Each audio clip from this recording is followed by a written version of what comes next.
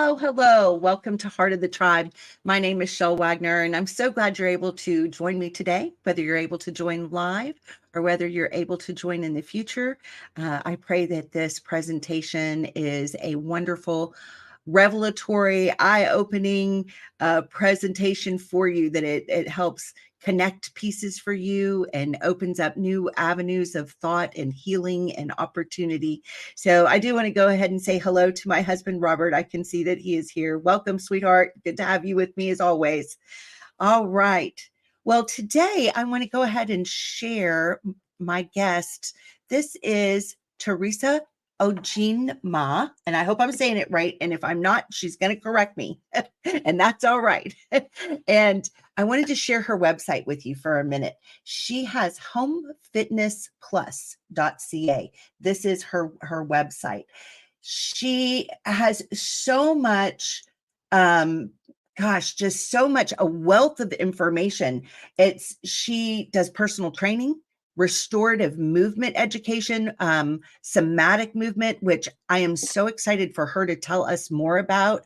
I believe that there are keys for my own health and healing in what she has to share, and her wisdom in this area. So I really can't wait to hear more about it.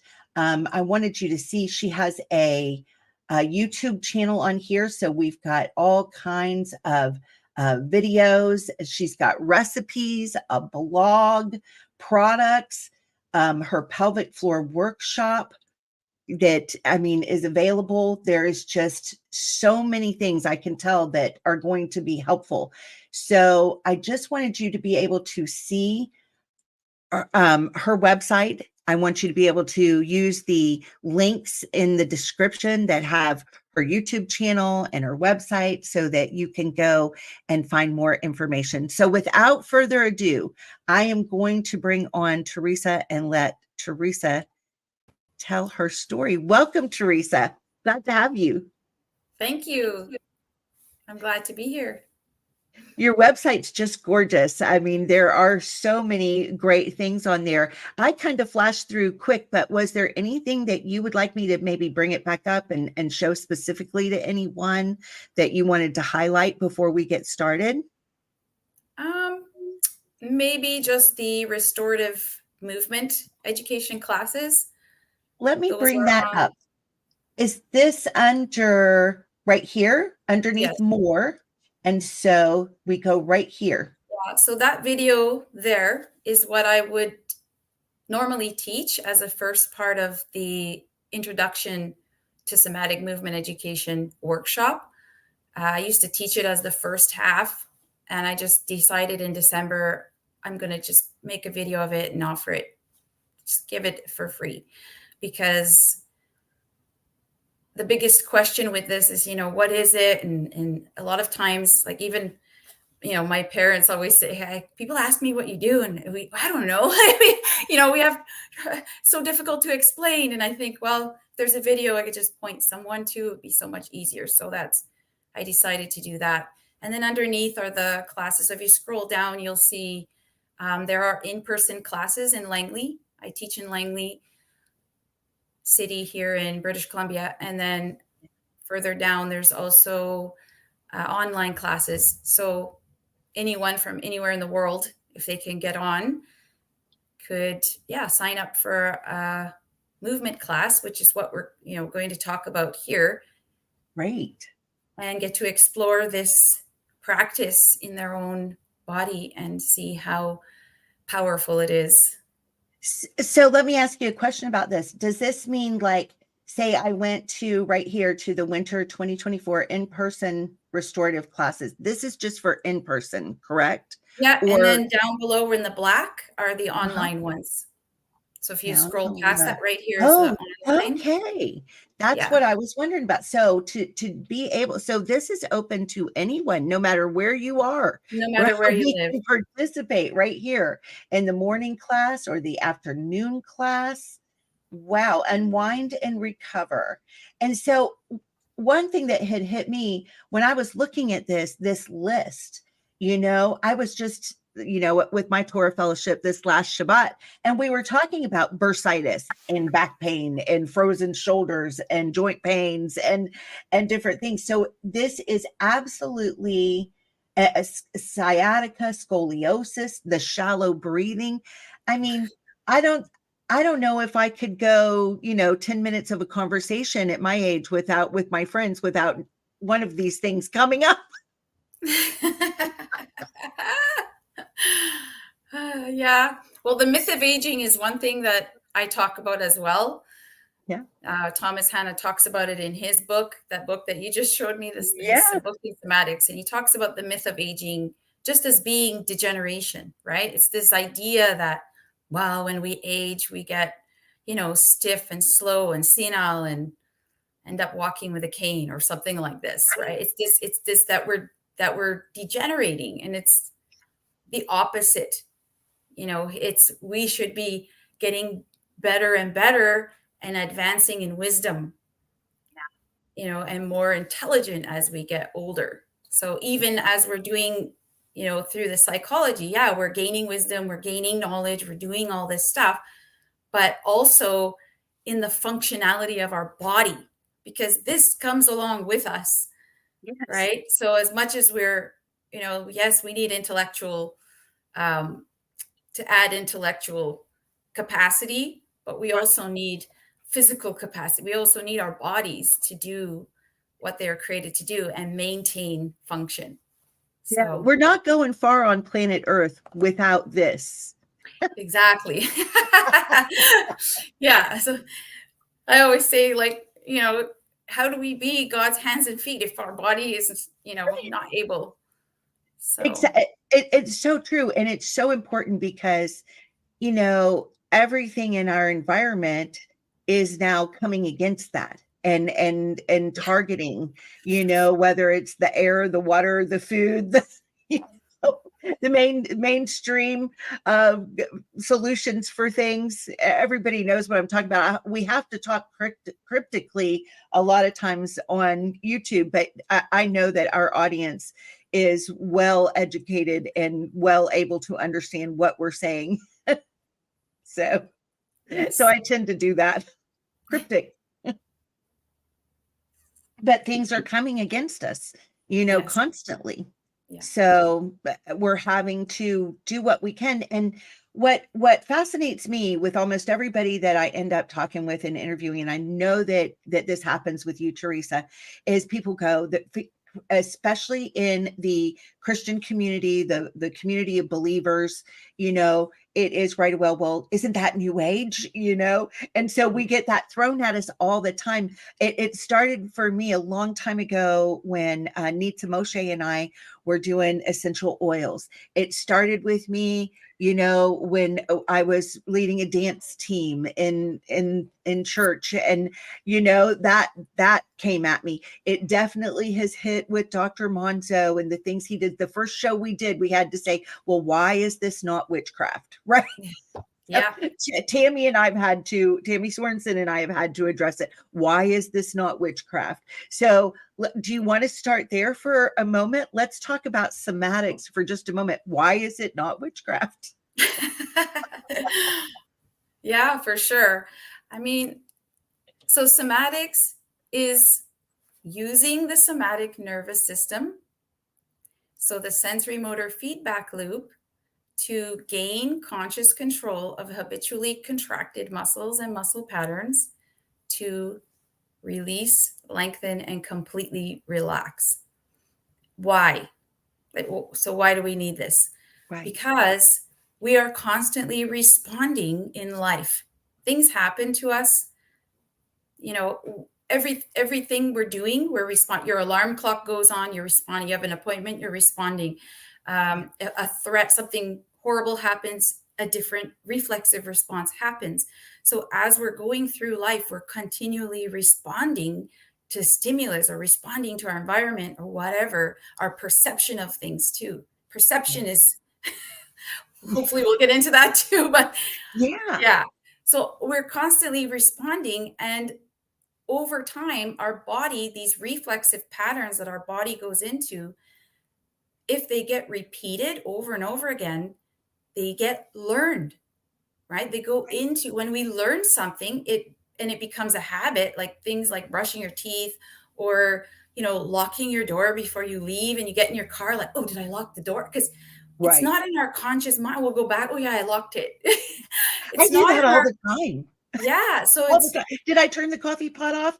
Oh yeah, I did. I just wasn't thinking about it. Right? yes. So what this practice does is it brings those habitual contracted patterns into the subconscious mind, or the voluntary control. So now we have control over it. Now we can change it, Right. right? When something's in the subconscious, we can't change it because we're not aware.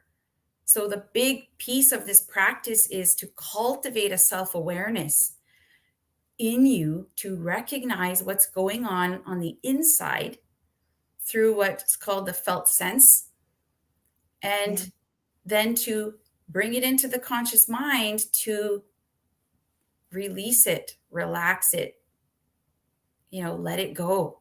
Let it Yeah. go. I mean, one of the biggest things, the whole thing about surrender, right, is the Right. process of letting go. And this practice, it teaches you how to do it in the physiology. This is so Because, important. Oh, I'm sorry, Teresa. I don't mean to interrupt you, but what I was thinking is how important this is in this generation, because we do. I mean, really, if you look at it and you think about it, I mean, like what, 95% it seems like have been gone through some kind of trauma. I mean, yeah, after 2020, we've all been traumatized. traumatized. 100%. The entire world now qualifies to be a trauma victim. Yes. Right. So really, this has become normal to the human race. And here's what I loved about what you were just sharing, is it is easy to develop a victimhood mentality, right? Yeah. And that is probably our biggest mistake, is beginning to think of ourselves as victims, right? And like there's no way out, because when you're a victim you think, well, there's no way out. Well, this is not true for our Yeah. children of the Most High, right? There is always a way out, A way right? out. So Yes. what you were saying about perception, how important that is. How have I decided to take in the information and process it in my brain? And now what am I doing with that? So Yeah. I'm looking forward to hearing you talk more about that. That I think it's a key. Yeah. Yes. Yeah. And the trauma, like trauma resides in our whole being, right? Not just in the psychology. And I think, psychologists, counselors, and psychiatrists, anyone dealing with mental health eventually recognizes that they need to address the body as well, because Yeah. the body, it's thoughts are energy. There's Yes. just so it's being stored in your cells too. It's being stored in your muscles, in your organs, and we know this all through Dr. Monzo's book, right? And all the Yeah. other, the biology of belief, and all these other books that talk about how our thoughts affect our biology, our cells. Yeah. So yeah, and going to perception, I'll get into the perception part, is um, when something happens, right? And we each experience it individually, depending on how we interpret the event. Yeah. Like two children growing up in the same home, one ends up being more traumatized than the other. Right. One maybe was able to adapt to whatever was happening, and one wasn't. So, and what stories they made up around the events that were happening will affect how their body moves, and how their terrain is, right? We talk about, Right. taking care of the terrain. How does this stay healthy? How do we help it to be a healthy environment? And our thoughts, are huge. and Yeah. they're not always true. We Right. know that, right? So true. The lies come in, and you got to recognize, is this true, or is this, a My toxic my lie? husband's commenting, he's like, perception is reality. And I think what he's trying to say is that, it becomes our reality.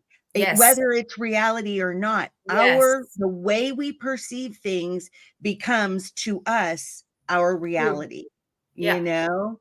So, and I do want to say, Shalom, Bethany. I'm glad you're here today. We're both glad you're here with us.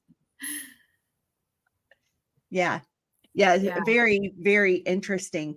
So I feel like, Teresa, that we have so much to talk about that we could be here for a long time. So Yeah. let's decide where we want to get started. And we will flow from there. Do you want to tell us maybe a little bit about how you happened upon kinesiology, a little bit of your story, and we'll just kind of flow from there. We'll start wherever you would like. Okay. Yeah, I've always loved sports. I love movement, and I've played sports since I was, I think, 7 years old. Oh, Yeah, I played like softball for 9 years and played all the sports in school: volleyball, basketball, badminton, soccer, track, whatever there was. I was playing. So I kind of knew, by grade 11 that I was going to study human movement. oh wow. And at that time, there were only two universities with kinesiology with the faculties in Canada. So it was either going to be University of Waterloo or Simon Fraser University here in British Columbia. And I have an aunt that lives out here. So I thought, on one of my spring breaks, I took a trip out here, and that's how I ended up. I toured the school. I thought, oh yeah, this is where I want to be. And then when I got the acceptance, I came. And so, yeah, studied that for 4 years, loved it. And then I got an email from one of because while I was doing my major in kinesiology, I also did a certificate in applied human nutrition because Oh, yeah. I love food. Italians love food. Everybody loves food. Yeah. So I was just interested, like, how is our food processed and what's in food and how do we break it down and all that kind of stuff. So I took a nutrition course, but I don't even use all of that stuff. I mean, it's just Right. so old now, right? That was in the age where coconut oil is bad and, don't eat. Now it's like, put it in your skin, put it in your hair. Push it around your mouth. Push it around your mouth. So yeah, there was, and there was the low fat time too. Don't eat any Right. fat. It was all those products with all the lights and light and Yes. anyway. So yeah, Yeah. I don't even use any of that stuff that I learned. But so while I was doing that, I got an email from one of my nutrition professors, and it was for this master's program in Milan, International Healthcare Management, Economics, and Policy. And I kind of looked at it. I was in my fourth year. I'm like, oh, do I want to still study?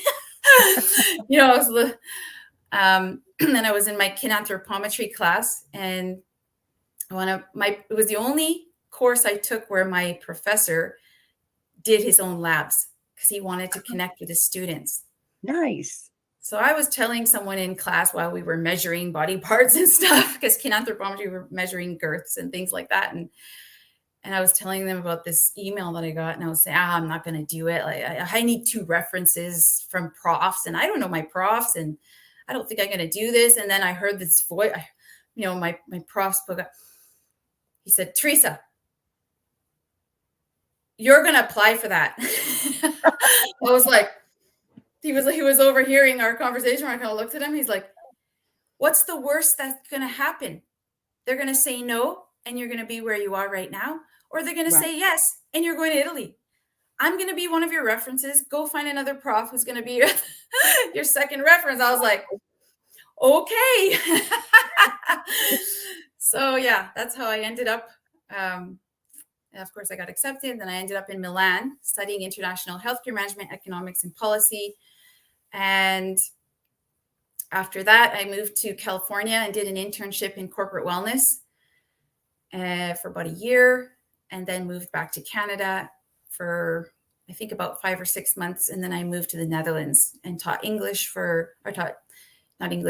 math and Right. multiple subjects for about 2 years, and then moved to South Korea and taught English for 2.5 years, and then back to Wow. Canada. Yeah. So, but when I came back here, I mean, I kind of changed fields. I was in education, but I just see it as, you know, whether I'm teaching movement or teaching math or teaching, it's transferable skills. I'm Right. always teaching anyways. So yeah. So when I got back, I did my certification in clinical exercise physiology in 2010, and then I completed it in 2011. And then, yeah, and then my journey kind of started going. I started this Home Fitness Plus in 2014. 2017, I was introduced to somatic movement education by my mentor, Brian Justin, who works at the University of the Fraser Valley in the kinesiology department. And yeah, that was, I mean, he invited me to be a practice client. He was in the clinical somatic educator course. And I said, oh, for sure, I'd love to do that. And while we were in the sessions, I had my own sensory motor amnesia come up. Right. I'll define it a little bit here. And I realized, wow, this is the missing link in healthcare and movement. And so I pursued it. And then I graduated in 2019. And then, of course, a year later, shut down and pivoted, started teaching classes online, and realized this is really powerful. And because Thomas Hanna, the founder of Clinical Somatics, all his teaching was audible.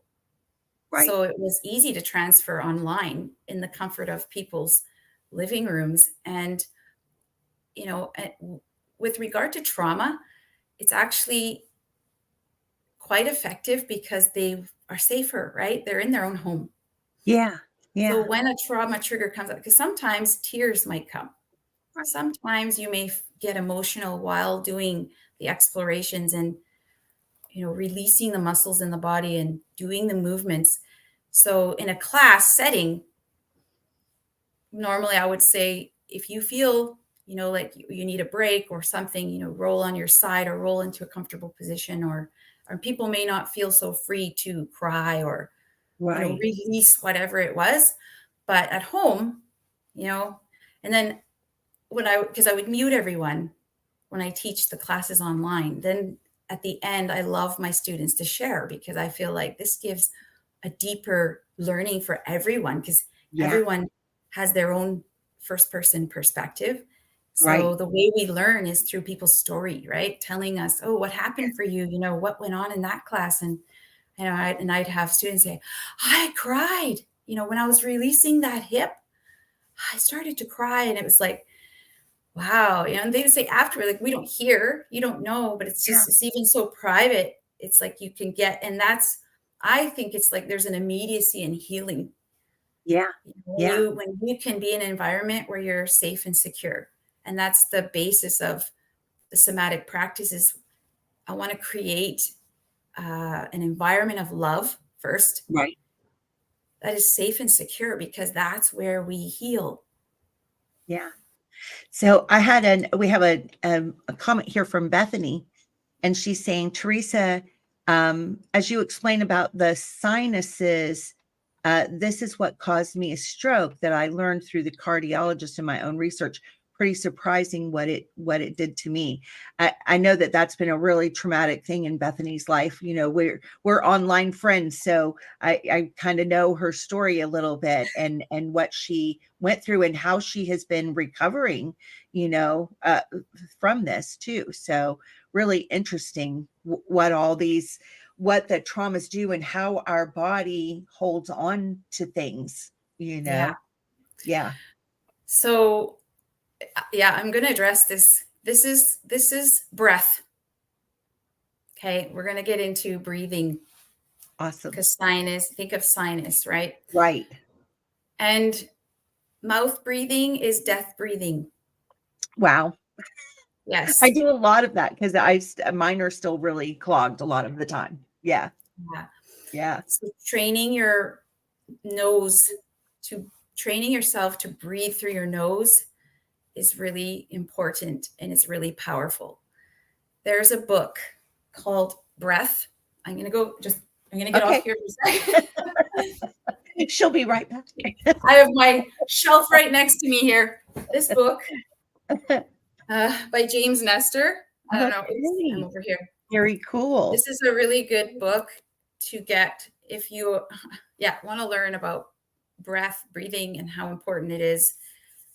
One thing he explains in that book is that because you can, there is in the nasal cavity, in the oral or nasal cavity, sorry, there's like a golf ball size space in there, Right.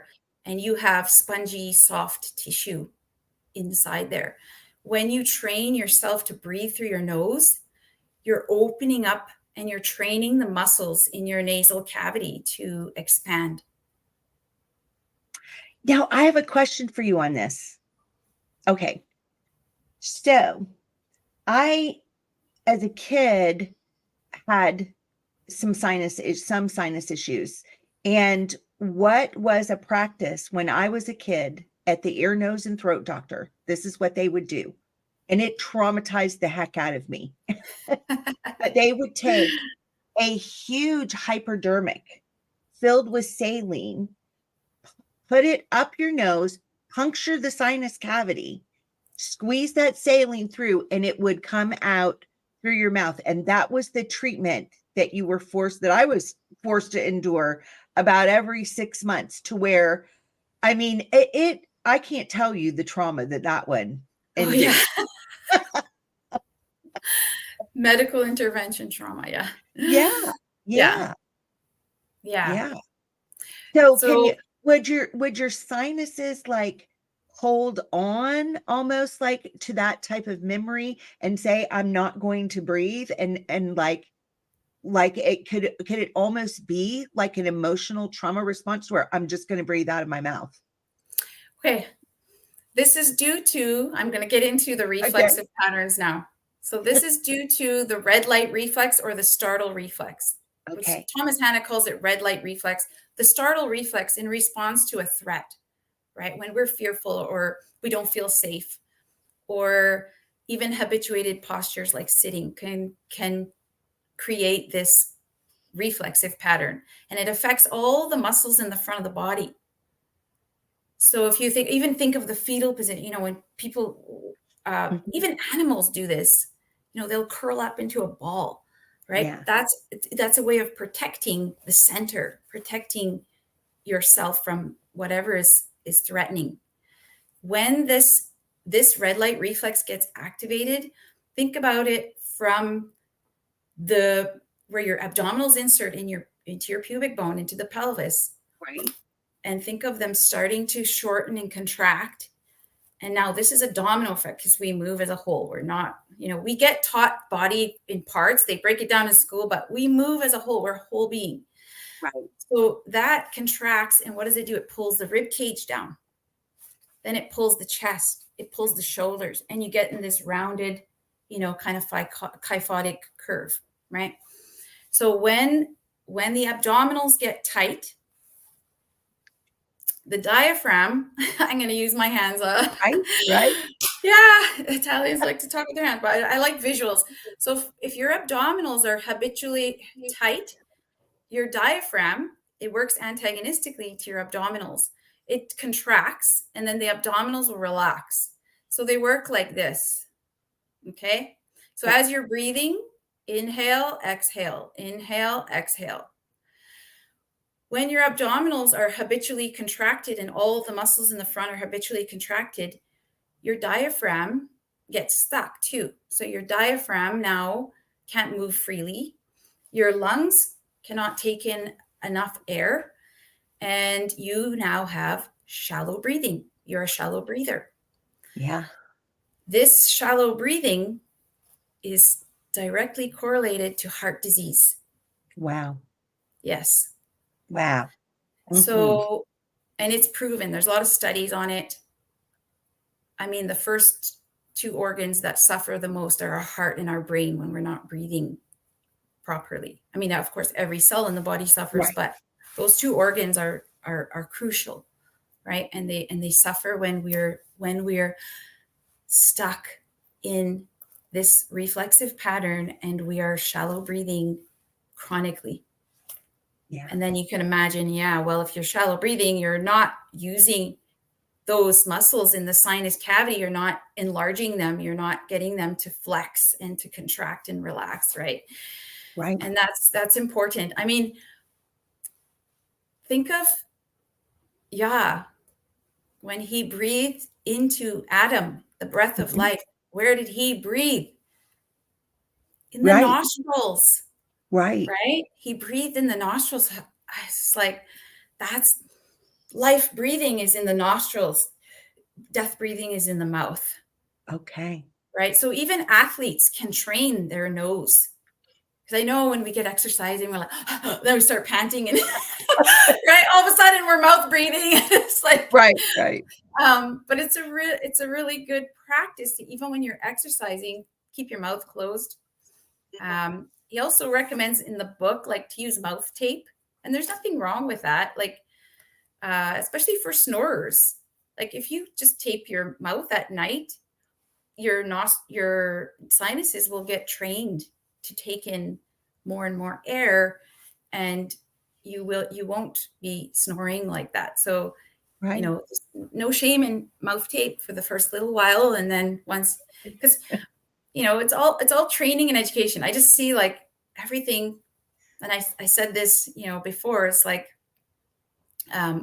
what's it? Carlo Rubbia, he's the physicist, the Italian physicist. Like, 1/1000th of the universe is matter, and the rest is just energy and education. So Right. what do we do with this? What do we do with this? If everything is energy and education, we can advance, like we can keep moving by educating ourselves and transforming, because energy is just, transforming from one form to the other. So, yeah. Oh, so here's another question for us. My husband is asking, so does that mean you breathe in the nose and then you breathe out of the nose also? Yeah. Yeah. I mean, there are some breathing practices where they breathe in through the nose and out through the mouth.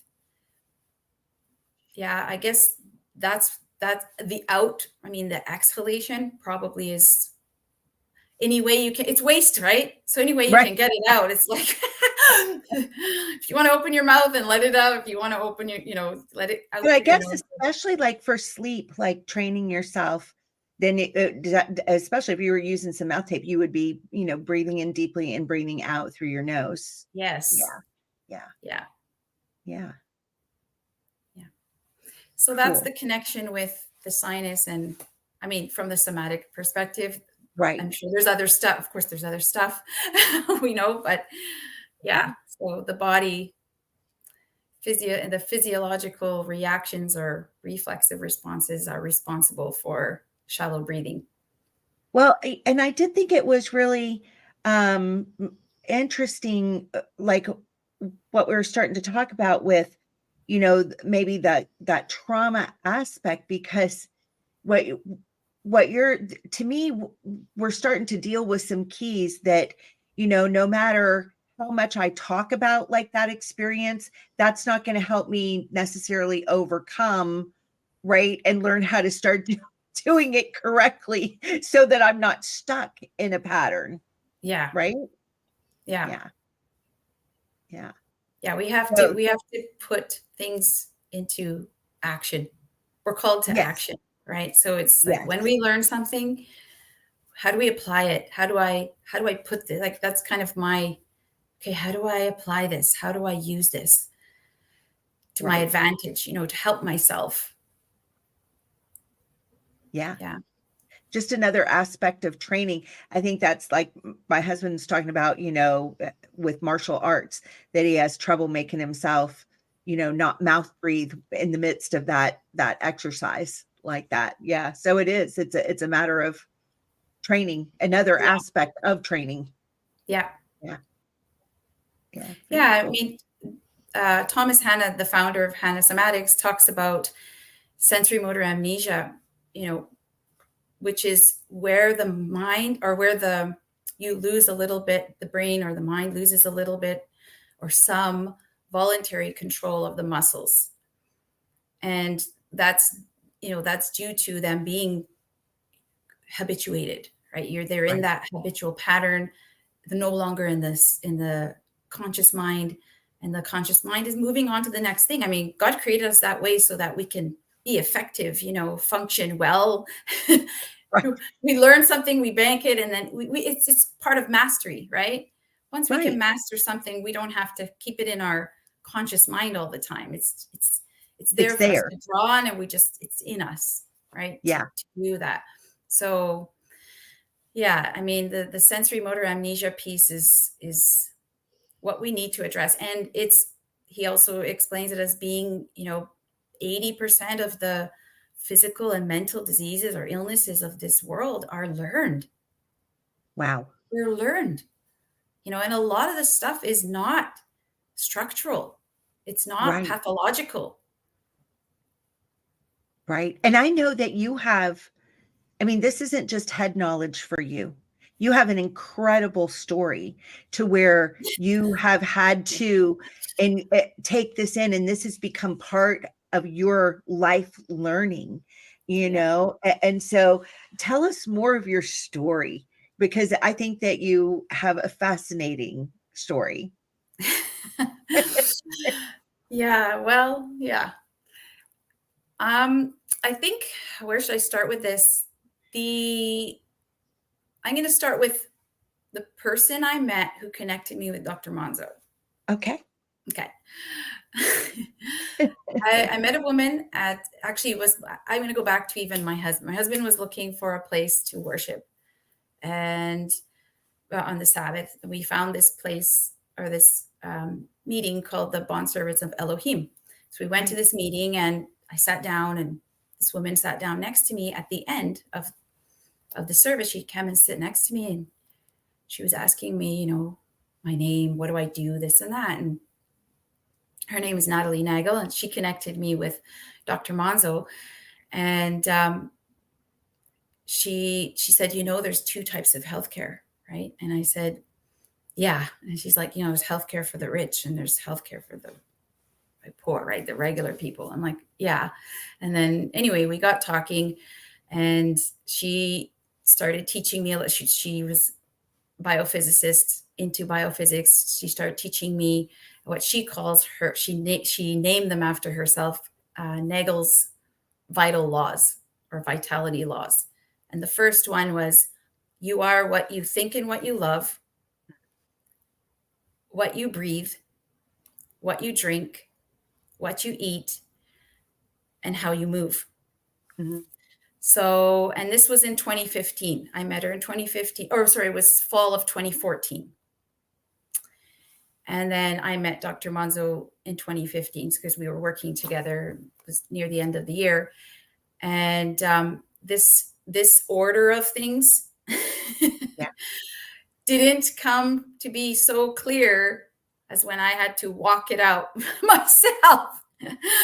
Because I was doing, I was moving, I was exercising, I was eating healthy. I had the Kangen water. She introduced me to the Kangen Right. water.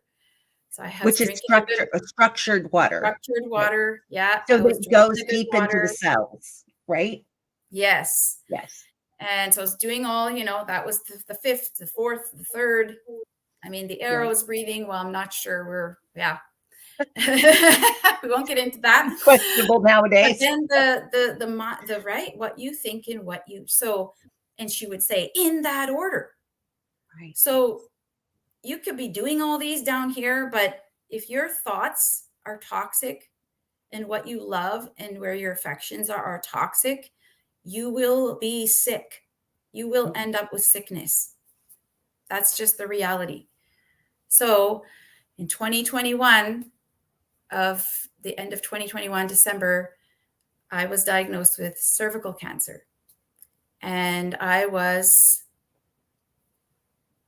in shock because I thought, I've been doing, all this stuff to keep myself healthy. I spent most of my life trying to live a healthy life. Right. And this diagnosis comes. And so first thing, shame. Yeah. Because, how could you get that kind of diagnosis? Right.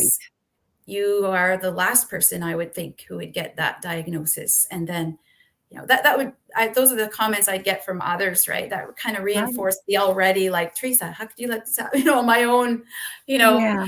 self-condemnation and going into, oh, Yeah. what did I do wrong? And blah, blah, blah. Yeah. Anyways, so yeah, so going into that and I knew right away it was, spiritual. I had to address the spiritual, mental, emotional, and I just pressed into God, and I got on my knees and I was like, show me where I need to heal. I don't care the shame, the blame, the whatever, like, just Right. uncover it so I can live. Like, Right.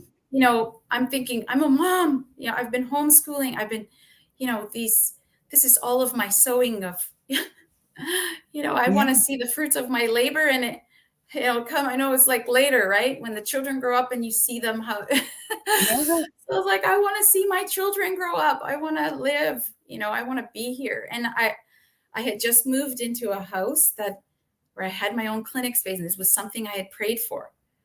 And I had a space where we were on a farm with a garden, and I prayed for a love garden. I wanted to have a place where people, when they come, I could give them fresh vegetables. And it was like, so God answered that prayer. And then, like, 4 months later, boom, I was Right. diagnosed. I'm thinking, like, I can't go. I got to stay. This is not. So right away it was, the shame. And yeah, we sat my children down, and my son was the first prophetic word that spoke into my life. And he looked at me, he said, he was 10 years old at that time. He looked at me, he said, Mom, God's going to give you a testimony. And I was, just wanting to cry, holding that, trying to be strong in front of my children. I said, God speaks through children. I'll take that. And Right. and then the second one was through my pastor, and the third one was through another friend of mine who prayed over me. So, 3 is the witness, and it was exact words. And I thought, I'm going to get to the other side of this, whatever it is. So anyway, in that deep prayer in the beginning, God answered it within the first 2 weeks. I had 3 revelations. The first one was, at like 4:00 in the morning, I had this vision of my father. I thought, what? I'm like, and then all of this information came about his childhood, about his feeling of fear, abandonment, rejection, and all that. And God gave me this compassion like I had never felt before, because I had done, deliverance ministry and forgiveness prayer. I've done all this stuff, and didn't think much of that it was something still there, but God just led. It's like, and then in that moment, I was like, I forgive you. It was just, and that, I think that was like the final that needed to let go. I needed to forgive. That is And so important, Teresa. When we look in the New Testament scriptures, I've done some videos on this, how every miracle that we see that Yahusha, went and did miracles, it always precedes it. It says he looked on them with compassion. yes. Yeah, we see it's a pattern. Sorry. That's okay. We're at home doing this, so it happens, right? I'll just get just one moment. No Someone's at my problem. door. Sorry. Oh, right. Yeah, this is extremely interesting interview. The different things that Teresa has to share with us. One of the books that she was talking about, I had ordered this and I just got it. It's called Somatics by Thomas Hanna, and this is what she's been talking about. I was listening to some of the things that she had explained on another interview about somatics and what it is. And she was talking about how there's that feedback loop of a somatic nervous system. I didn't even know we had something called a somatic nervous system. So that is fascinating. Okay, we are back. Sorry about that. That's okay. Try to clear everything, but yeah. There we go.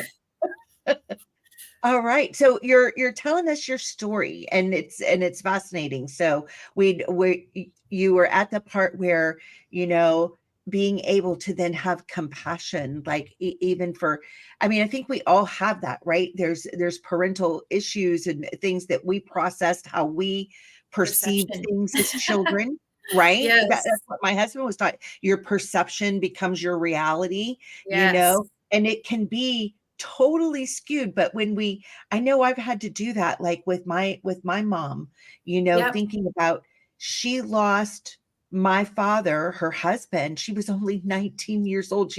So she's got a baby, she's a widow, she, you know, goodness, of Yeah. everything that was put on her plate. And I compare like myself at being 19 and where I was mentally, you know, emotionally, would I have been able to do even half the job that she was able to do? Probably not, you know. Yeah. Yeah. Yeah. It does. Yeah. Compassion makes It a was a world of false difference. perception. You Yeah. know, was this perception that I'm not lovable Mhm, or mhm. yeah. So it was this, and then it trickled into, of course, that affects relationships. So then the second revelation was with my husband. Like I had to now, you know, God showed me this is where you need to, you know, go to your husband and ask for forgiveness because you've been doing this, and thinking this that are wrong. They're lies. It was lies, right? And I'm behaving because we behave what we think, our thoughts, right? Our thoughts Yeah. drive our behavior. So it's like I had to go to him, and that was the second revelation, like I pouring my heart out, totally, like, please forgive me. I want to heal. I know, I Right. totally understand that. I think, you know, my husband and I had already been married for quite some time when I got ill, but I had such trouble believing that anyone could actually love me. You know, I I I had no ability to accept love that was being freely offered to me because all my thoughts and all my attitudes were in blocking it, you Yeah. know, and rejecting it. So no matter how much love my husband would try to pour out on me, you know, I could only, my love box was so small Yeah. inside of myself for what I could receive and believe was real, you know. And so what's awesome and amazing in this healing journey is how Yah, through just what you're talking about, forgiveness, compassion, understanding, he expands our own love box so that we can take in, so that Yes. we can give back out, you know, Yes. because you can't give what you Don't can't have. receive and don't Yes. have. Yeah, it's Yeah. amazing. Yeah. And Uh, then the third one, which was the biggest, was with God, because I realized I was telling um, Pastor, one of my Pastor Jonathan, he's a high level leadership coach, yeah, and I had purchased an MVP course from him, like I think it was a year or two before the diagnosis. And so as soon as I got it, I was like, I need to, you know, I knew I needed to get my thought life in order, and I needed to know my mission, vision. MVP was mission, vision, purpose, right? So I was like, right, I need to know this because I have things to do on this earth, right, right? Like I mean, yeah, I called him up and we were going through it, and I'm telling him these things that were happening, you know, the revelation with my father, then the revelation with my husband, and he listened to me as any coach would do, and then he, at the end of it, he says, Teresa, do you believe that God loves you? Then I was like, ooh. yeah, Interesting. yeah, I thought, okay, how many years at that time? It was like 18 years of being a believer and not really believing the Father loved me. yeah, And this probably will resonate with a lot of believers out there. This is detrimental to our being. yeah, We need to understand the Father's love, and we need to receive it in order to live freely. yeah.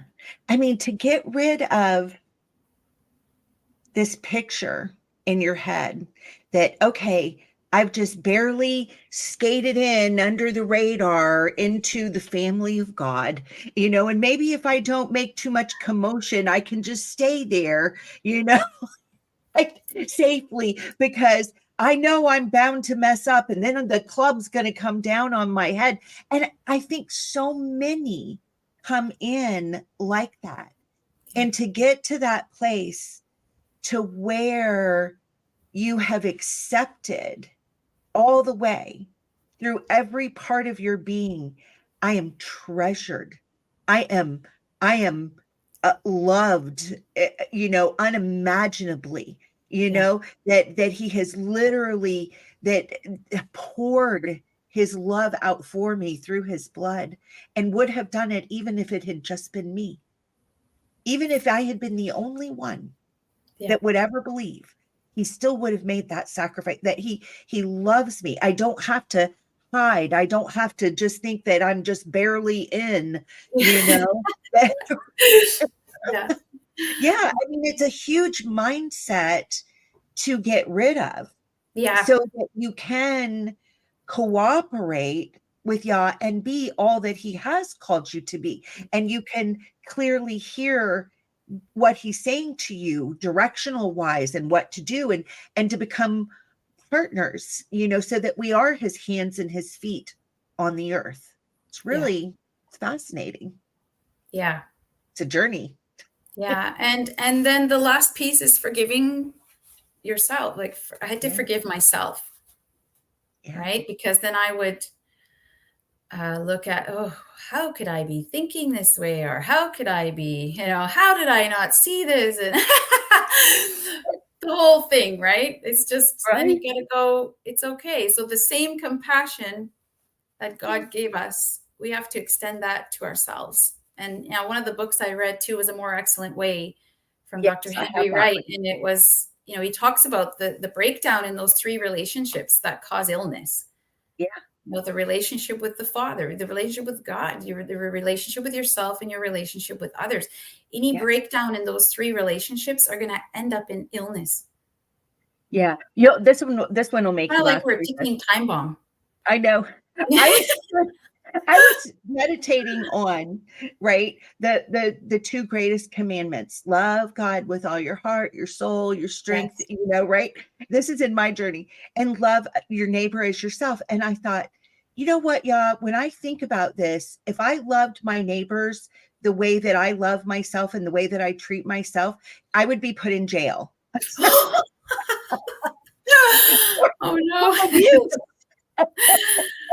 Because I had no capacity to be kind to myself. And I still have to check myself, like the other night I was doing something. It was late at night. I probably shouldn't have been doing it late at night. And I made a mistake, and it's going to cost me something, and I'm going to have to go back and fix it. Right. And so the immediate thought that was right there was, you're so stupid. But here was the miracle. I was able to go, nope, I am not believing that. That is not true. I am not stupid.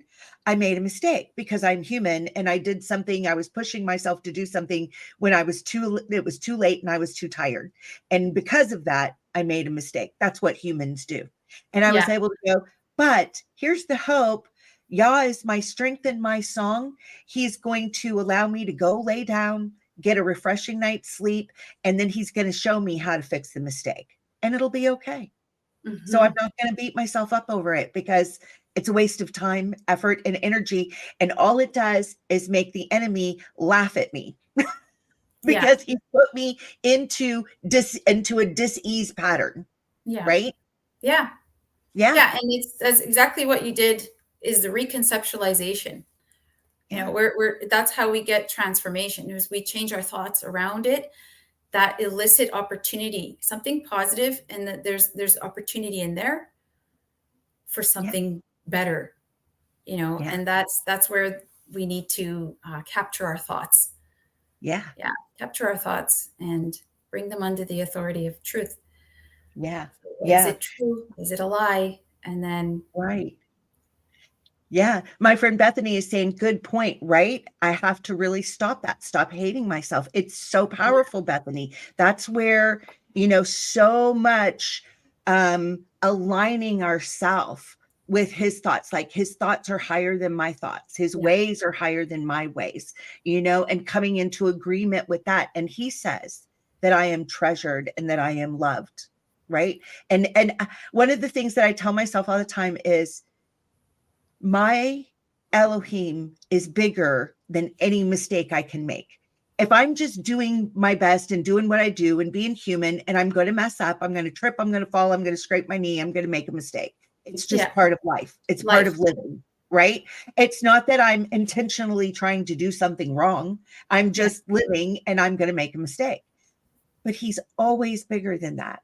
He's Yeah. so much bigger than that, Yeah. you know, and he's so loving that he's going to help me. He's going to help me find my way to make the corrections that are necessary to get things back on track, you Yeah. know, and to relax into that knowledge. Yes. Yeah.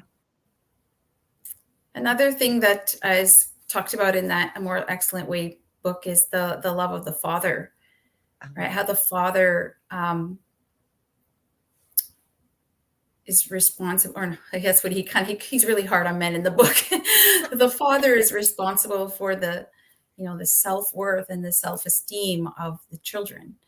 So, Yeah. and I think he talks about going to conferences and, asking people, have you ever heard this 3-letter word from your father? I love you. And he said most of the people, 95% of the people raise their hand. And it's like, but how do you destroy a society? You go after the head of the family, because once you Absolutely. destroy the family unit, you destroy society. So this is all, if we see it for what it is, it's coming from the enemy, is coming from the pit of hell, really. I mean, the one who wants to, the ruler of this world, who wants to, lie, steal, kill, and destroy. That's what he's after. So we recognize these, and we end up with, and he said, a lot of people, we end up with strivers, drivers, and perfectionists. That's exactly what I was. Yes. I mean, the perfectionist thing, when I first accepted Jesus into my heart, it was like a weight gone. It was the first, because I had another false perception that perfection was a real thing. Like I could achieve some sort of, so you can imagine how I pushed myself in sports and trying to get, how strong can I get? How good can I get? How it was just push, drive, strive. And like when I listened to Dr. Henry Wright, I'm just like, oh my goodness, that was me.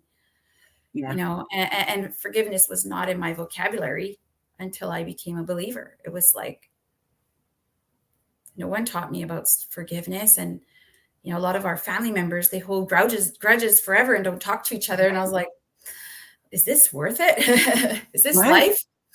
Yeah, we waste a lot of energy and time just with all this stuff, right? So healing the spirit, mind, emotions is huge. And that's where, that was big in my journey. And that's where I focused. God gave me the tools. And of course, when I was going through treatments and I was now feeling the physical, because actually, with the tumor there, it was like, I wasn't afraid. I really believed that God created my body to heal. So I wasn't really afraid of that. I was more afraid of the medical treatment. Right. So I was, every time the phone would ring, or I had to go into for a visit, it was like, I'd have the trauma responses, right, come up. And I thought, I like to sit here and, pray and eat good food and try to do this naturally. But of course I had to come to a point where I need to make a decision. And I reached out to a naturopathic doctor here, and he recommended the radiation. He said, you know what, don't do the chemo. He had hyperthermia treatment, which is heat, top and bottom, that sensitizes the cells to the treatment, which is what the chemo was going to do. And I thought, well, I don't want, more chemical, like more stuff, right? It's going to toxify my body.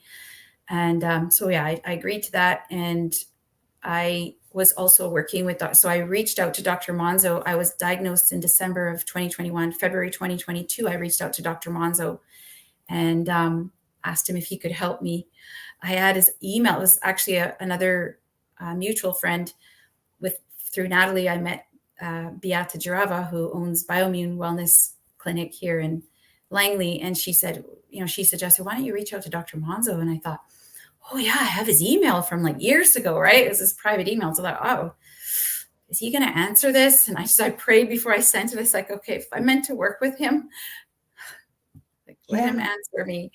So like within 3 days, I had a response from him, and he's like, yeah, I think I can help you. And let's get started with the DNA kit. And so that was huge. So when I had started the radiation treatment, so started the conventional treatment, I had also had done the scans and had the supplements by April from Dr. Monzo to detox. So as I was getting the conventional, I was doing the treatments, the natural treatments here in BC, as well as taking the supplements and all the detox stuff and the frequency imprint that Dr. Monzo had given me while doing the conventional care. So it was huge. It makes a huge difference.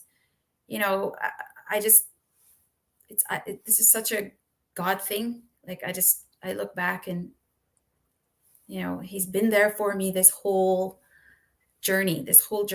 And that, I believe, has helped me to even heal from the treatments, and while doing the treatments, to manage the physical pain, right? Knowing somatic, like, you don't know how is this the knowledge. Like I remember at first I was like, I want to know it so I can teach it, and then of course, getting rid of my own habitual, tightness and things in the body, misalignments and things like that. But then having to apply it in the acute stages of like immense pain and trauma. Right. It was another level of how to apply this education, because I didn't want to take painkillers. Like when I first went in there, they will ask you, you go to because I haven't had medical care for, I don't know, I haven't really been, thank God, I've been to the hospital or anything. So, those questionnaires, I don't know how many times they ask me, are you on any medication? Are you on any medication? And I'm just sitting there like, no. Like, no.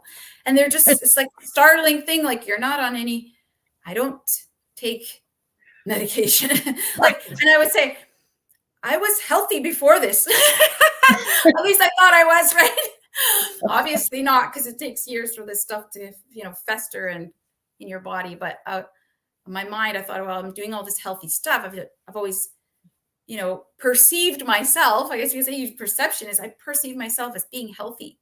So why do I need to take medication? So I was like, no, I'm not on any. That was really weird for them. So, and then as of course, doing the conventional treatment and doing Dr. Monzo's therapies and stuff, I wanted to stay as clean as possible. I know, I'm getting radiation. It's not healthy. I know, but I had to believe that I'm going to heal from this, and even the treatments. So I managed the pain, like even right into the organs. And I mean, when you have trauma, your mind cuts right here. Wow. It doesn't, you want to leave the building. Like you want to leave your body. You don't want to be where the pain is. This is what, we end up discussing sometimes with, abused children. Why do they get dissociative identity disorder? Where does the multiple personality comes from? It is a coping mechanism to deal with the painful things that are happening to their physical body, and that's why that happens. Yeah. So to have that ability to practice the somatics while. So the somatics helped you with the physical pain. It causes like a release of some type. I'm still trying to wrap my brain around this. Relax. I think it's because fantastic. I could sense my body. I wanted to curl up in a ball. Right. Every minute of every day. Yeah. I could just feel the red light reflex. I was sensing it all the time. So I did movements that would do what the brain was wanting to do. So we talk about go into like sense and feel where your brain is going or where your brain is tightening the muscles. Like where are those tense patterns? And it's the opposite of what we would do. You think, oh, let's stretch out of it. No, go into it. So Moshe Feldenkrais talks about this because he was a black belt in judo, and he talks about how going with a person's resistance rather than against it is the same way you work with resistance in the body. Wow. So when you have a tightening, go and contract it a little more.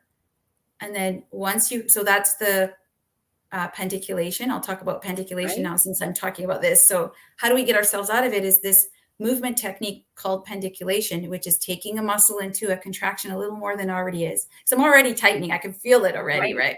So I would go into, I would usually do the arch and curls. I would, I'll tighten it, and then I'll consciously, you get that conscious awareness. Phase 2 is that contraction. It reawakens the conscious mind, or where voluntary movement or control of movement is, and goes, oh yeah, I feel that.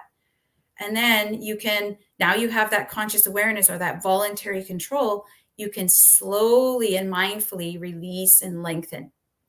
So I would slowly, I'm releasing and lengthening out of it, and then letting go, completely relaxing. Super hard when there's a lot of pain. Because, but that's, I had to train. I kept trying to train myself with the tools because I didn't want to take painkillers. Right. I had to, I think in all of the time, I think I did 3 times in the whole 7 weeks or 8 weeks or whatever it was. It was, Yeah. That's really incredible. What an incredible tool. It's such I just think more people need to know this. And Thomas Hanna, he was tragically killed in a car accident. I just think if he was still on this earth, I'm sure he would have taken it into the academia and had, probably would have expanded more, because he was just ahead of his time, and he was really understanding how the body can release, get rid of the stress. He would always say, yeah, we can live in a stressful world, but it doesn't have to be in us. We don't have to have the stress reside in us. So it was these reflexive patterns will continue to happen because they're innate. We have over 50 reflexes going on in our body. God, and God created us that way so that we're constantly striving towards survival. Like every minute we're in this, we want to survive. We want to flourish. We want to thrive, right? That's how we're created. So these reflexive responses are a way help a human survive and move forward.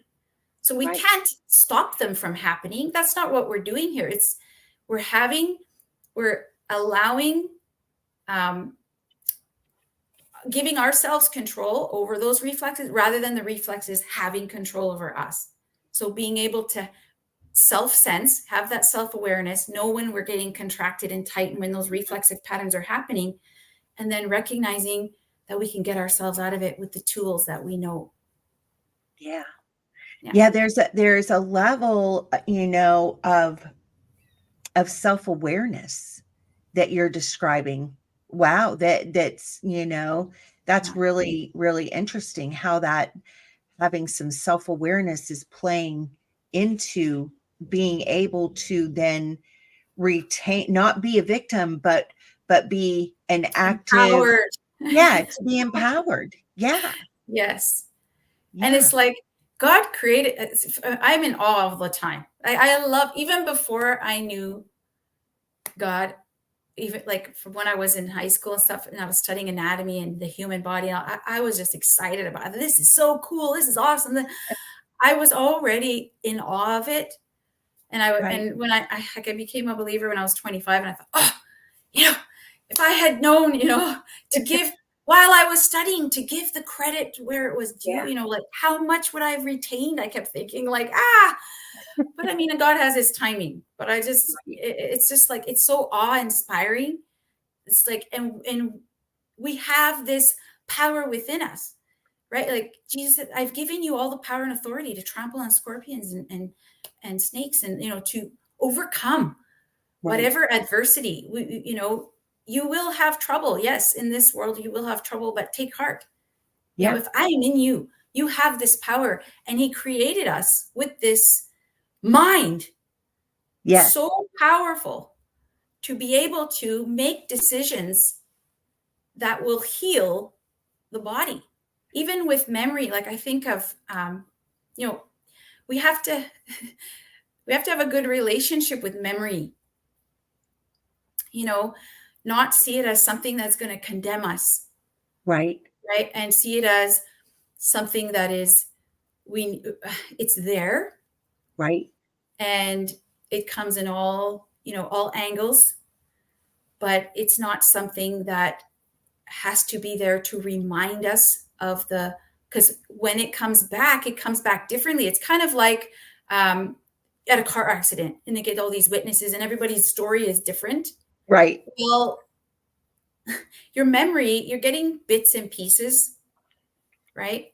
Right. And I think of those therapies of like having to have people recall and relive, it's the wrong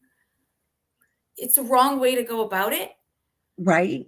It's when those memories come up, we recognize that we reconceptualize and we change our thought around it so that it doesn't harm us anymore.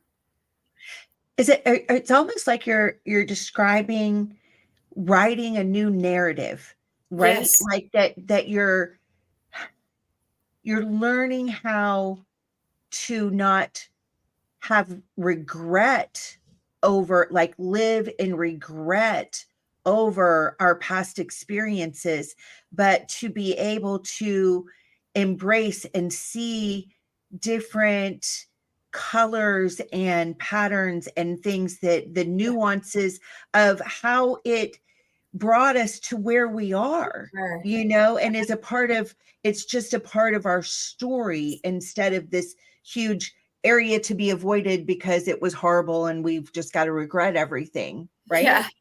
Yeah. Yeah. And that's the part of the reconceptualization part, is how can we use this to be a teacher? Because really that's what it was. Like every trauma, every horrible thing is teaching us something about ourselves. Yeah. And when we avoid ourselves, like one of Thomas Hanna's quotes is, the turning of one's attention inward is a powerful agent for change. Yeah.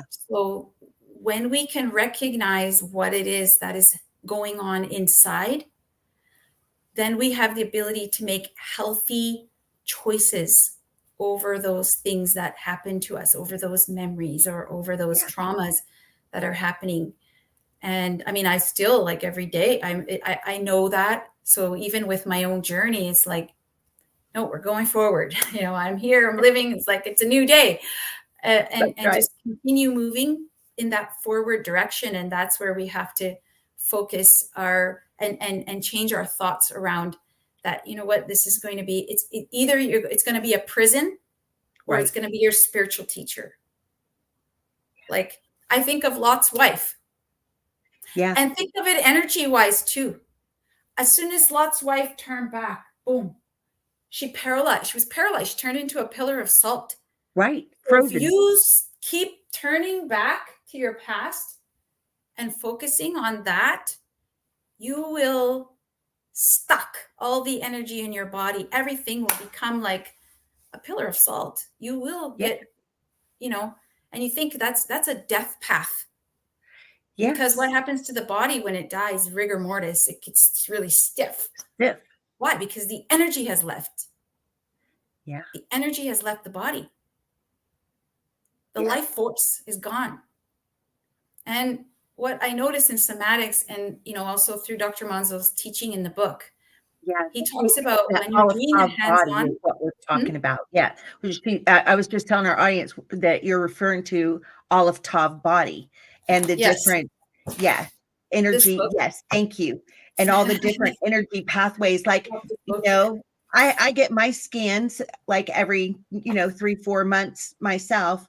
And, there's things I'm working on. So like right now I'm working on the cycle 3 in my body. So I'll do things even like, I know that holding this, there's an energy pathway that's going to cause the energy blockages to dissipate as I even just hold that finger for cycle 3 and allow my body to do its healing work. Okay.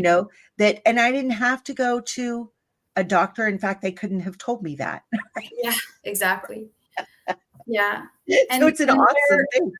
And where and how energy gets stuck. Like, yeah, he describes it when you're laying of hands on the points, and then how some people, he said some people will, there be some, a little bit of shaking or maybe some jerky feeling and stuff. And when I was reading, I was like, oh, this is cool, because that's what happens when you're pendiculating. Wow. So, you could have someone. So what if you don't have someone to lay hands? Could you do the somatic movement to open up those pathways, to open up those energetic pathways? And so I got, like, my brain started, because you have like one scientist and you have another scientist, like I have this movement stuff, and I would write Dr. Monzo, I'm trying to hold the points and do the somatics. So I've been trying it with some of the self restores with the arch and flatten, some of the self restores with the backlift, and try it with some of the movements, or even just small movements while holding the points. Is there more immediacy? Because when in the second phase of the pendiculation is when you start feeling those jumpy, jerky, shaky, and sometimes it's a jolt. Your brain, you have this conscious awareness, and your brain has control, and it's releasing and it's lengthening, and then all of a sudden, at some point, sometimes you just get like this boom. It lets go of the muscle, and like, wow, I can't focus anymore. So the practice gets mentally exhausting too, because we're creating, or we're opening up those neuromuscular pathways to muscles that the mind has just has forgotten how to connect with, or just wow, lost that voluntary connection to our muscles in the body. And you can think, like, this follows the use it or lose it principle. How do we maintain function into our old age? Keep moving. Many people say, oh, I'm getting old. No, I can't play that sport anymore. No, I should slow down. Oh, I need to stop doing that. I might injure myself, or it'll hurt me, or blah, blah, blah. Actually, we got to think the opposite. As we're aging, we need to move more and more to maintain function. Because if we don't use our bodies the way we did when we were young, we're going to lose function. And that's where this whole myth of aging comes from. Oh, you're going to get slow and stiff and senile and decrepit. But in actual fact, it's a choice that we need to make. Do I want to move my body the way I did when I was 15? Or do I want to say, slow down and, don't do much? And then, oh, my back hurts. Oh, my arm, and it's like, I had this too. After the treatments, I dropped something. I was getting inflammation. Like, of course that was major trauma and poisons. And I was really struggling with exercise, because I thought, I know I need to move, but every time I would move, I would be in more pain. And I thought, then fear would come up. And so I'm struggling, and I know all this, what's going on, right? And I'm in with myself in this internal struggle. You need to move, you need to get moved. I needed to strengthen the muscles around my pelvis. I needed to strengthen my hips. I needed to strengthen the ligaments, everything in there, and my pelvic floor. I needed to get my function back, and I knew I needed to do it. So I would attempt it. I would get sore. Then I would back off, and then I'd be like, nope, I got to get back to this. And I would go back again. It's getting to know yourself enough to know how to begin and be consistent in it in a way that isn't going to perpetuate the pain. So what somatics does is it's so gentle, it's so slow, it's so relaxing that you can't hurt yourself doing it. And it's a way of connecting with yourself and bringing you back to yourself. Like that saying, know thyself. I can't remember who, to the degree we know ourselves is to the degree we can, know others and relate better with others. And that's that Absolutely. whole piece of the second commandment, right? Love your neighbor as you love Yes. yourself. But are we really getting to know ourselves? No, we're spending all of our time out here. Yes. Like we're everyone, I gotta go to work. I gotta go to this. I gotta take care of my, and then we forget ourselves, that we actually have to, take care of ourselves. And that's part of the oxygen mask thing, right? It really is. And it's so hard, especially for those. I notice this a lot with those that are kind of in ministry, or that are like homeschool moms, people that are giving a lot of themselves. They forget, and then they end up, we call it what, like you're hangry or right. But what I think it Irritable. is, yeah, I think it's a hungry for self-care, Yes. for because I think it is a huge principle, that whole thing, you can't give what you don't have.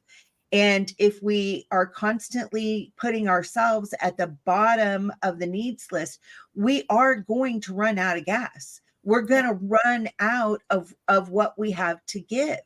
If you've, people, I talk to people, and to me, probably the most important part of my day is my time with Yah in the morning, to where I get my scriptures and I get to have a conversation with Yah about things, and talk to me about me, and about, what's on your heart and what your design for me is. And, getting in touch with that. But you're bringing in another aspect to help me go further, because that's on a spiritual level. And what you're talking about too, it is a level to keep my body going, because like we were talking about earlier in the show, I'm not, no matter how much of Yah's word I'm filled with, if my body quits on me, I'm not going to be effective on the earth. Right. Yes. I've got to keep the motion is lotion thing, Yes. I've got to, Yes. I've got to keep that going, and knowing how to do it when my back is screaming at me and things are not going well, to know how to say, okay, here's where I start. Yeah. Here's where I start pushing back. Here's where I start taking back the ground. To me, this is kind of the value of what, you're bringing to the table. Where do we get started and push back against the way of decrepit. We're not Yeah. going to go into decrepit. We're going to take back the ground and be full and strong, even into old age. Like when we look at Moses, we look at these patriarchs of the faith that were able to start their ministry at 80. Yeah. Yeah. Yeah. I mean, Yeah. I always say, when I teach this, I say this is exciting, Yeah. empowering, and hopeful, right? Mm-hmm. It's It exciting is. because I think it's fascinating, and a lot of people that agree or decide to take on this practice for themselves, they also, that's one of the words this is so fascinating, like they learn things It about is. themselves, like, wow, I didn't know this. Wow, that you're taking time to learn about yourself, and it's different every time because we change the soma, your living body. You from the inside out is constantly changing depending on what we're responding to from day to day. So you could, that, like, even the first movement, the arch and flatten, you could do that throughout your whole life, but you're going to experience it differently every time you do it because you've responded to different things throughout your life. But you're Right. using it as a tool to address the green light and red light, goes the front and back of the body, to release it and get freedom in the physiology. So that's the tools that it gives us. Wow. Yeah. Yeah. Oh, it is absolutely fascinating. Absolutely fascinating. So, where do we want to go next? Still more. I I know we haven't really finished your story, and I know that you talked about doing some some demonstration of things. So I'll go wherever you want to, Teresa. We'll keep going. Yeah, I think we should do that. I'd Okay. like to take you through an exploration because it's very powerful. The truth is more meaningful when we come to it on our own. Yeah. Right? Like, Yeah. we see that, and I always say, I understand Yah way more when I became a parent. The rebelliousness that we do, right? And then Right. as a parent, you want your children, you're teaching them, you're instructing them, and they're making different choices, and you're like, well, God's doing that with us. Yah's doing that with us, right? Like, we're so rebellious. Yeah. Just, so yeah, it's when we can know it for ourselves, we know the truth within us and we experience it, we come to it on our own. People can tell you, till they're blue in the face, but until Right. you experience it and you make it your own, it doesn't have power. Right. So yeah, let's take you through the explorations. Okay. So first, let's do one with your eyes open because you can see yourself now in front of your screen. So just have a look at your shoulders and just take note of the height of your shoulders. Notice if they're balanced and even, or if one shoulder is a little higher than the other, or one is a little lower than the other. One's a little higher than the other. Yeah. And then close your eyes and I'll take you through a little bit of internal. Okay. So take a nice deep breath and notice where your breath goes. Does it go into your abdominals, into your rib cage, into your chest? Does it stay up near your neck or near your collarbone? Yeah. And as you exhale, let go and completely relax. And notice what you feel in the front. Is there any tension? Does your chest feel tight and closed in, or does it feel open and relaxed? And then notice the front of your shoulders. Is there any tension? Notice your shoulder blades. So take your awareness to your back, your shoulder blades and those muscles between your shoulder blades. Is there any tension, any tightness? And can you sense it? Mm-hmm.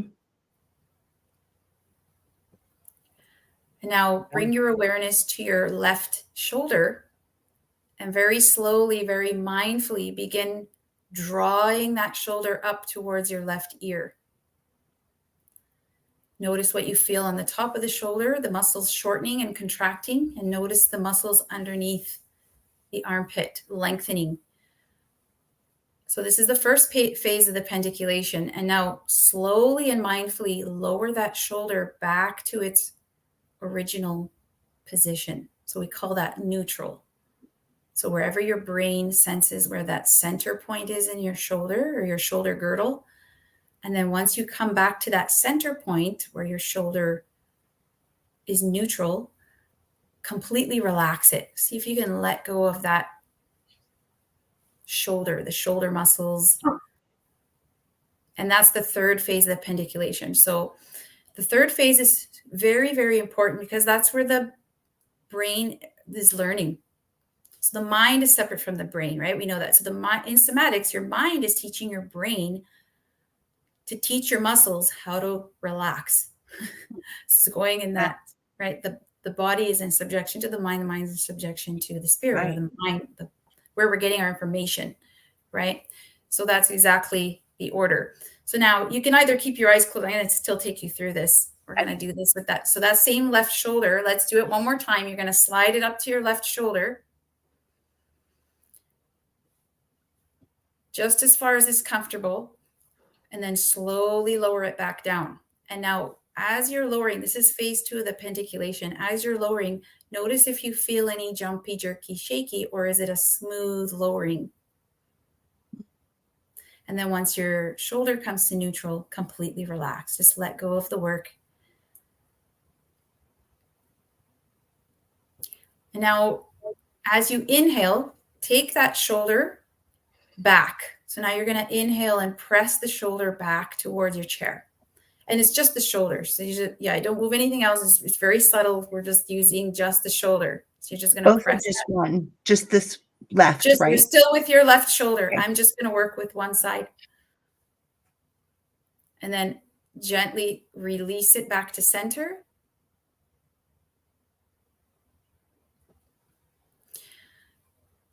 And let go of the work. When you come back to center, let go of the work. Now we're going to do this again. Inhale, press that shoulder back.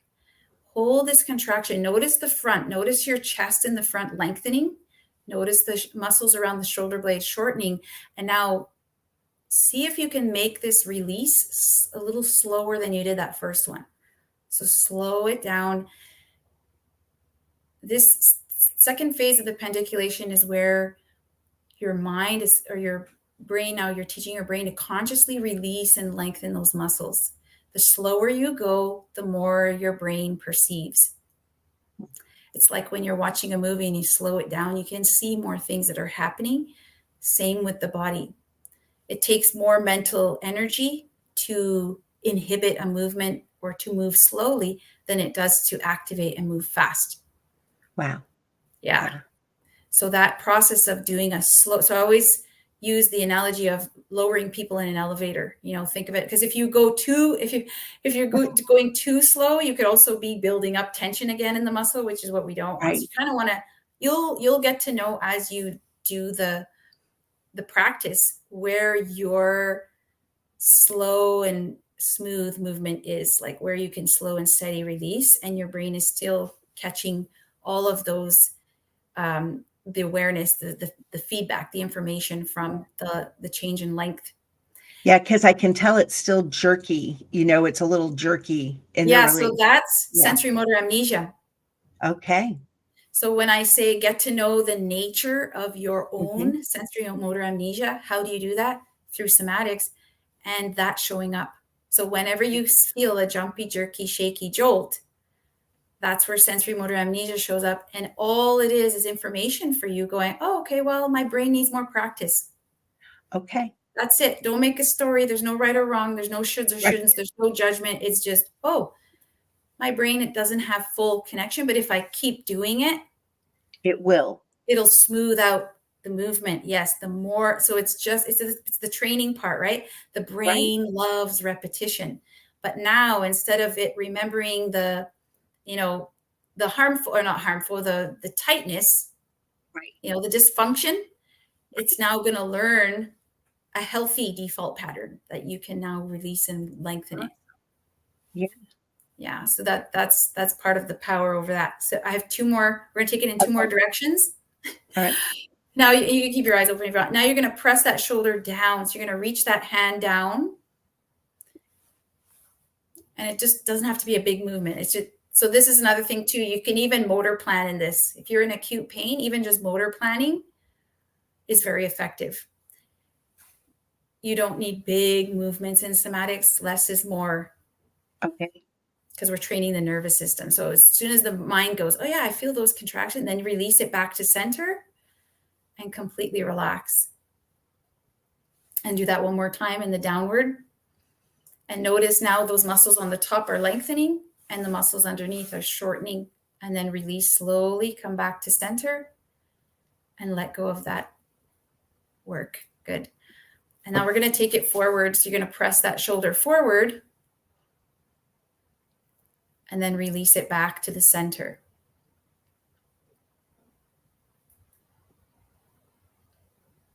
And completely relax that shoulder. In this third one, just let it go. Let it go. There we go. And do it one more time. Press it forward. And then release back to center. And those people at home could do this too, right? Who's ever watching could do this too on themselves. Yeah. Yeah. Do it with us. Yeah. Now let's take it into those, take it into a distinct pattern. So you're going to go up, so bring that up, back slowly, and down and forward. So make those points distinct at first. And then as you continue, round out those points and see if you can take that shoulder into a smooth circle.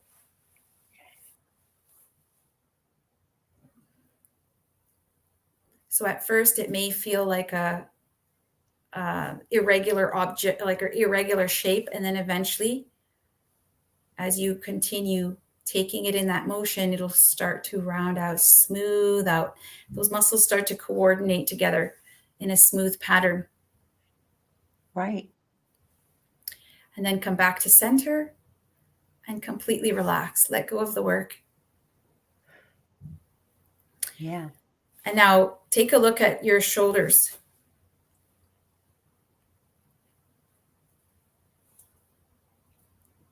And compare it from when you first.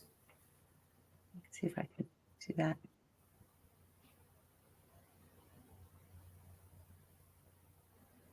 Yeah, they do look more balanced. It's still a little up more, but yeah. Yeah. There is a little more balance there. Yeah. Yeah. Yeah. That was a quick one, but that's the essence of how we, and it's, I mean, that's all it is. It's just straight cues of how to move a body part. So you referred to this as a nervous system. See, I had never heard anything like that there was a somatic nervous system. That's fascinating. Tell me. Yeah, because we have different nervous systems, right? We have the peripheral nervous system, you have the central nervous system, your brain, the autonomic nervous system. We have the somatic nervous system, which controls voluntary movement. Wow. The somatic nervous system, think about, have you ever picked up a jug of water that you thought was full? Right. So and then you picked up and you were like, whoa. Right. Right. So More because of the learned, because of the learned pattern that that if that was full, your brain has already calculated how much force or tension or how much force or strength you're going to need to lift it. But if it's empty, you're going to, whoa, it's an over calculation, or it's it judged differently.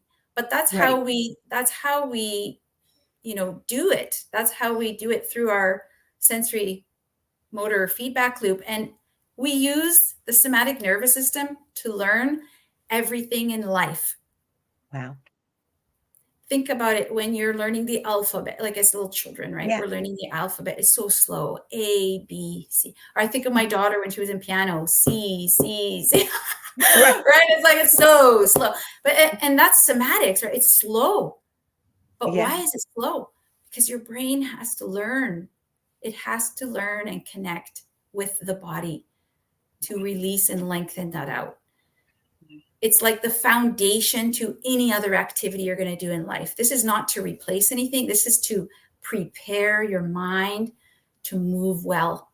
So I always, some of my clients will be, well, how do I use this? Like, when do I do it? I'm like, sandwich your workouts.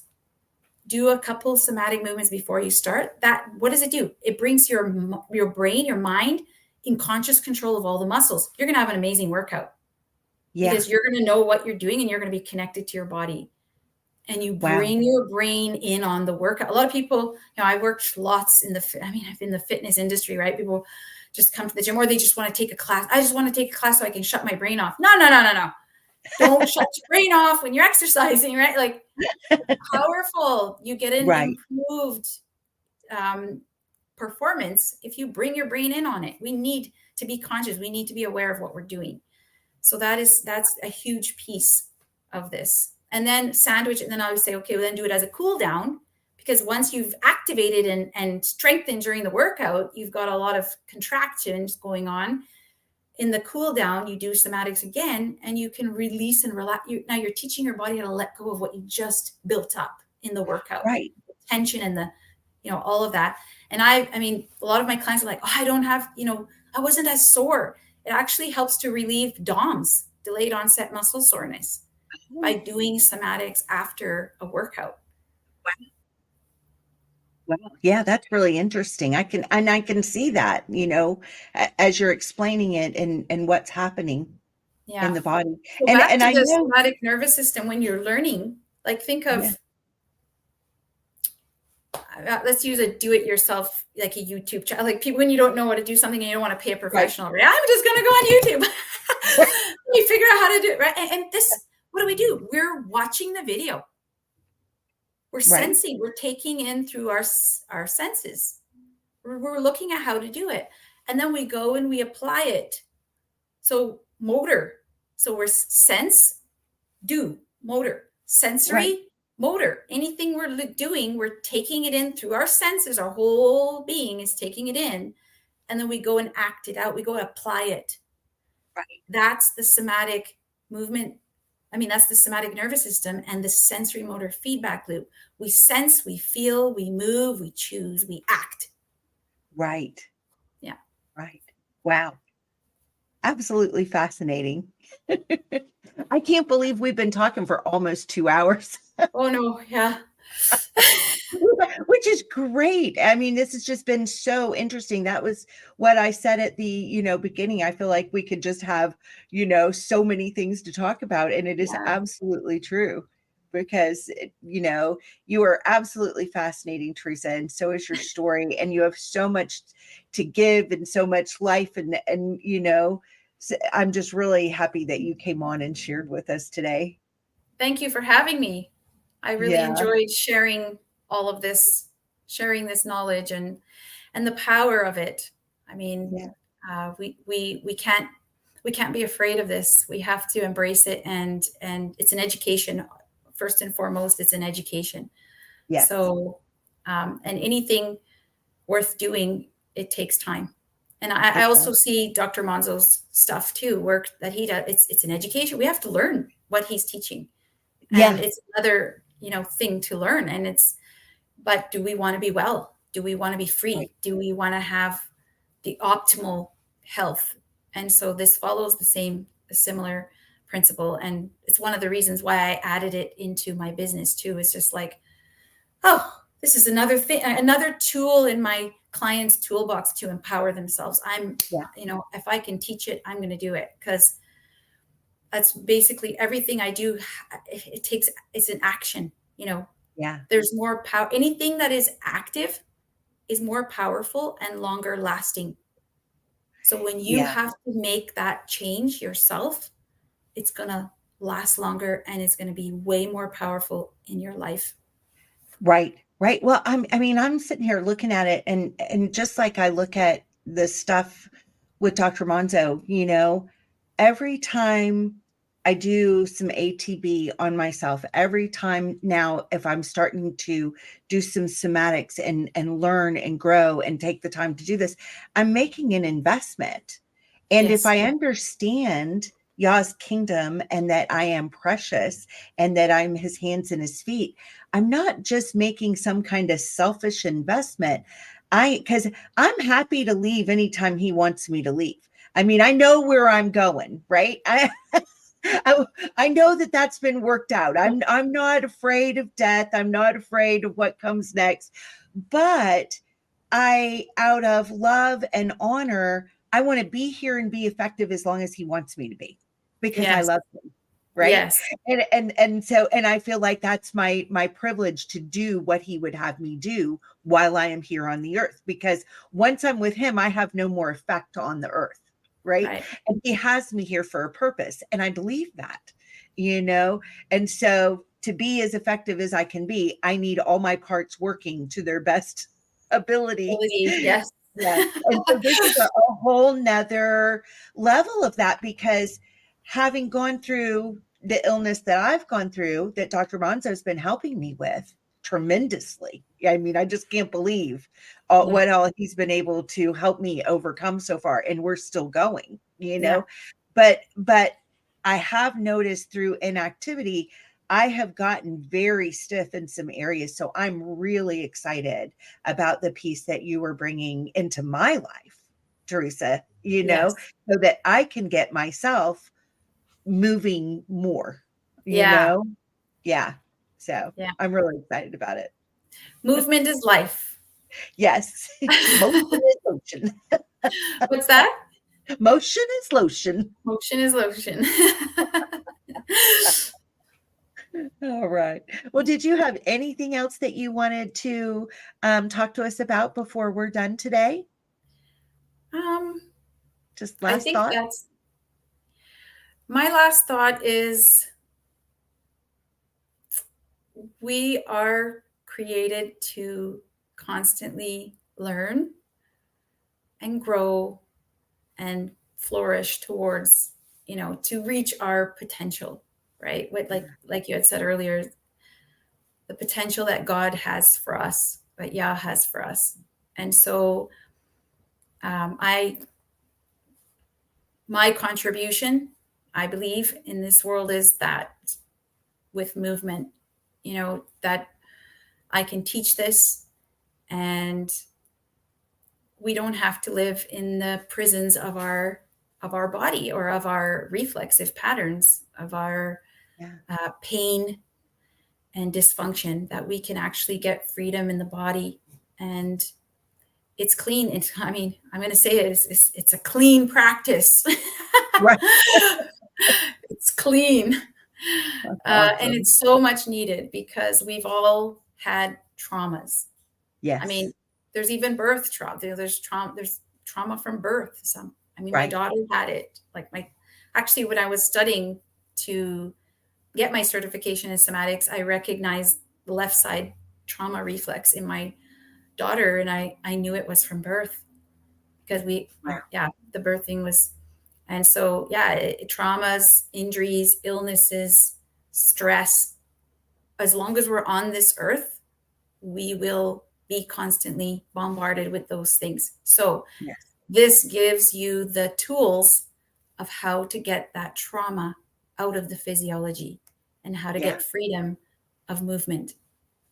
Well, I mean, it really hits me, this brain that y'all gave us, what a powerful force that we certainly do not understand and utilize to its, even a Yeah. fraction really of its potential, Yeah. so this to me is a way to, embrace the gift that he's given us and put it to further use, Yes.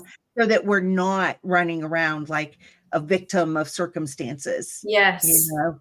Yes. And I see this in, I've brought this to leaders in the church, and, that this is what I do. And if we had some prayer, like it would be amazing to have, if I could teach it and then have people praying, because Yeah, how quickly the healing and the freedom would accomplish, would come right, from doing this work and having prayer and having them, having people getting free and loving themselves. Because like I had said before, where the trauma is, we don't want to, like, I've worked with people and it's difficult even just to close their eyes, right, right? To right. go into, to be with themselves. So, and all that is learned. If you have so much trauma that's the case, be kind to yourself. Maybe do it for like 2 minutes or 5 minutes. Yeah, You don't need to yeah, sit with yourself for an hour. Like, take it little by little and get to know yourself slowly and yeah, love yourself back to health. Like, love yourself, bring, you know, yourself back to. yeah. I know exactly what you're talking about with that, I mean, in my own story, when my child died 30 years ago is really what brought me to a relationship with Yeshua, right? But where I was at that point in my journey was I couldn't even begin to go to sleep unless I had Metallica blaring in my ears. I was so uncomfortable in my own skin and in my own self that I being alone, having quiet time was like, I mean, just send me through the roof. I couldn't handle it. And it's so funny because I think about it today and, you know, I mean, maybe once in a while I'll turn on some music, but most of the time my house is like really quiet, because I'm thinking, I'm working on things. And the quiet, I love it. I crave it, you Yeah. know, because I can think and because I'm comfortable. Yeah. But I remember what it was like to feel like that, Yeah. to try to block out thought, you know, because I was so traumatized. by so many things, you know. And traumatized people, and I did know it because I went through it myself, is that we have this thought of like, no one understands the suffering. No one knows how much suffering I've been through, right? Every traumatized person will say this because, and you feel alone in it. You know, it's like, even when you're in a I would room look at full people of around me people. and go, well, they're not experiencing it. You know, they look fine. They look, and what about, then you get sucked into what David Watson talks about in his Fear No Evil book. His cancer journey was, you get sucked into this sea of self-pity, the seductive sea of self-pity, like all of a sudden, oh, poor me, all of a sudden that, you know, and it's like, pull yourself out. Like, stop. And that's all that, you know, the learning piece too, and grabbing onto our thoughts, and then the memories, reconceptualizing the memories, not having them control us, and seeing it as, you know what, if you're a human, you've suffered in some way, shape, or form. So somehow there has been suffering. If you live long enough on this earth, we're all experiencing differently, but I think that's a lie to say no one knows how badly I've suffered, you know, and we think, and it's actually I think it's in this Peter Levine's book, Waking the Tiger, Healing Trauma. Like, that's one of the things that he talks about is like, we, you know, traumatized people just think, oh, no one knows what I'm going through. So what's that? You want? Show us that book again. Yeah. Who is this? This Waking is Peter the Levine. Tiger. Peter Levine. Okay. All right. Very interesting. Very interesting. Yeah. And he talks about the felt sense in here too, how, you know, powerful the felt sense is, and that we need it. It's kind of like, how do I say, like a receiver. You know, we're taking in information from all different parts of the body, and the felt sense is that receiver. Where is it coming from? You know, what is that information, and what's happening over here in the arm? What's happening over here in the leg? What's happening in the eye? What's happening in the back of my head? Like, it's taking in all of that information, and it's allowing you to feel it and sense it. Wow. So that's what we use to cultivate self-awareness, is having that felt sense. Very, very interesting. I find this fascinating. I can't wait to, you know, probably like go a little further on my journey, learn some more. And then I think I'm going to have a whole nother set of questions. I'm going to have you back, Teresa, to talk with me again. Actually, it would be really amazing to get if you decide, and then to get your revelations from doing the practice, like what you got out of the education and how it transformed so maybe the next one will be your testimonial. That would be so cool. On doing somatics. Yeah, that would be super cool. Yeah. I'm gonna work on it. I'm diligently going to add this in to part of what I am doing for my well care, you know, for myself. Yeah. Thank you so much. I'm so glad you came on today. I really am. I've thoroughly enjoyed this conversation. Me too. It was a blessing. Yes. And I know our audience has too. I'm going to check the comments one more time just to see if we had anything else that we needed to talk to. Yeah. Bethany's really enjoyed it. So, you know, she's just letting us know. Thank you, that it was informative. And so we appreciate you, Bethany. I'm glad you were here with us. And I pray that it's a blessing for all that end up watching it, and look forward to Teresa and I coming back and doing some more discussion later on. All right. Well, for now, I'm going to flash Teresa's website again up on before I actually end the show, but I am going to say goodbye for now. So Teresa, thank you so much. Yes. And we wish our audience shalom. Shalom.